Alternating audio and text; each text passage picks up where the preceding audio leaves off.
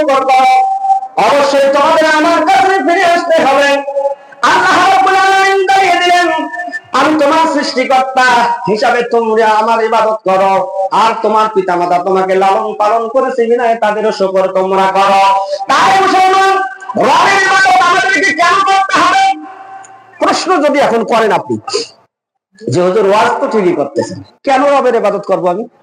প্রশ্ন করতে পারে না? প্রশ্ন করতে পারেন। আল্লাহ রাব্বুল আলামিন জানিয়ে দিলেন, এই জন্য আমি আল্লাহর ইবাদত করব, কারণ আমি তোমার সৃষ্টিকর্তা।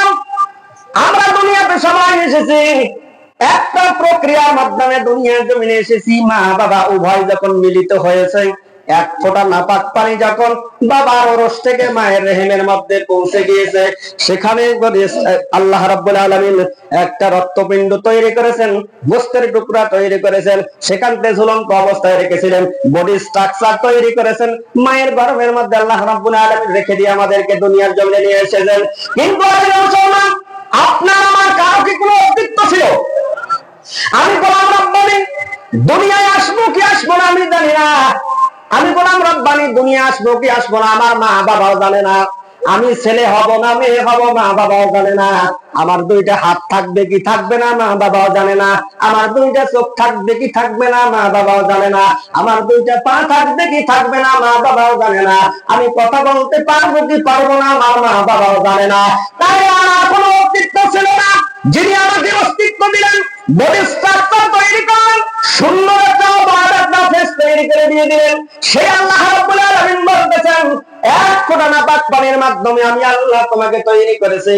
যখন বাবার ওরস থেকে মায়ের রেহেমের মধ্যে এক ফোঁটা নাপাক পানি পৌঁছে যায়, মহিলারা যখন বাচ্চা কনসেপ্ট করে, প্রথম অবস্থায় দেখবেন যে মহিলারা বমি বমি ভাব হয় না না হয়? কি বুঝতেছেন ওয়াজ? হ্যাঁ হ্যাঁ হুঁ বলতে হবে, না বুঝলেও বলবেন বুঝি নেই আমি বুঝাবো। তাহলে একটা মা যখন বাচ্চা কনসেপ্ট করেন, গর্ভধারণ যখন করেন, বাবার ওরস থেকে মায়ের রেহেমের মধ্যে এক ফোঁটা নাপাক পানি যখন পৌঁছে যায়, এই মহিলার বীর্য, পুরুষের বীর্য, শুক্রাণু আর ডিম্বাণু যখন রান করা শুরু করে, একটার একটাকে রান করে ধরার জন্য চেষ্টা করে, বিজ্ঞান বলতেছে মহিলার শুক্রাণু যদি রান করে পুরুষের শুক্রাণুকে ধরতে পারে, তার মেয়ে হওয়ার সম্ভাবনা বেশি। আর পুরুষের শুক্রাণু যদি রান করে মহিলার শুক্রাণুকে ধরতে পারে, তাহলে ছেলে হওয়ার সম্ভাবনা বেশি। তাই আমাদের সমাজের মধ্যে দেখা যায় রেড সিগন্যাল দিয়ে দেয়, যা হয়েছে হয়েছে, এবার একটা মেয়ে হয়ে না। বরং তো এরকম কোনো বলে না বলে, আমি বলি আমি তোর শুক্রাণু দুর্বলতা রান করে ধরতে পারে নাই, মেয়ে হয়েছে, পিটন দিলে ওই থেকে দেওয়া দরকার, বক্তব্য হইলেন না এখানে। তাহলে রান যখন করেন, এই রান করা অবস্থায় তখন যখন দ্রুত গতিতে রান করা শুরু করে, তখন সেই মার বমি বমি ভাব হয়, তখনই কিন্তু বোঝা যায় যে বাচ্চা কনসেপ্ট করেছে।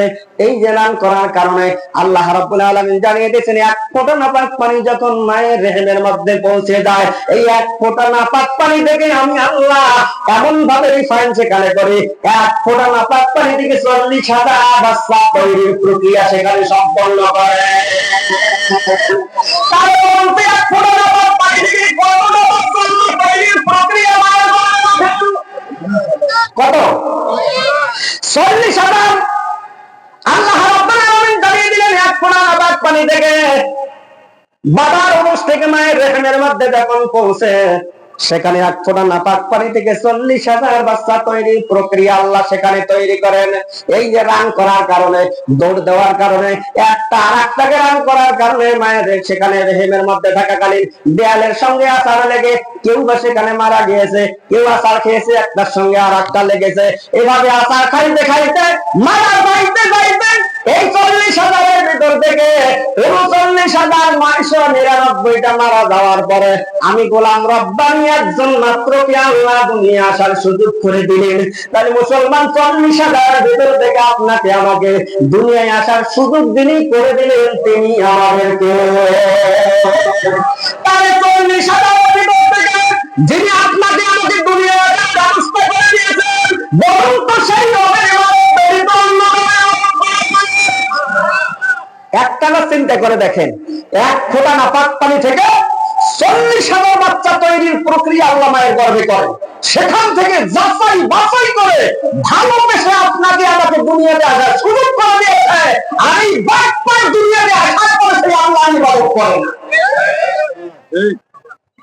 একটা বার চিন্তা করা যায় 40,000-এর ভিতর থেকে, আরে নিয়ে এই 40,000-এর ভিতর তো আমি একটা 39,999 জনের ভিতরে তো আমিও থাকতে পারতাম, কিন্তু 40,000-এর ভিতর থেকে আপনাকে আমাকে যাচাই বাছাই করে ভালোবেসে দুনিয়াতে আসার সুযোগ করে দিয়েছে।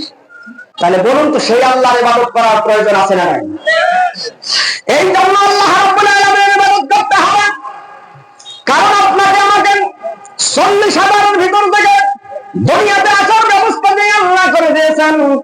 ওই আল্লাহ রাব্বুল আলামিন বলেন, লা ইলাহা ইল্লা হুয়া আল হাইয়ুল কাইয়্যুম লা তাখুযুহু সিনাতুন ওয়া লা নাওম লাহু মা ফিস সামাওয়াতি ওয়া মা ফিল আরদ মান যাল্লাযী ইয়াশফা'ু 'ইনদাহু ইল্লা বিইذনিহি।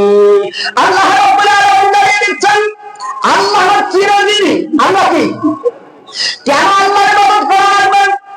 কেন তাকে আপনি রব বলে স্বীকার করবেন? এটা বোঝার জন্য বলছি। আল্লাহ রাব্বুল আলামিন বলেছেন আল্লাহ চিরজীবী, তিনি চিরস্থায়ী সত্তা। তিনি কি? চিরস্থায়ী সত্তা। তাহলে মুসলমান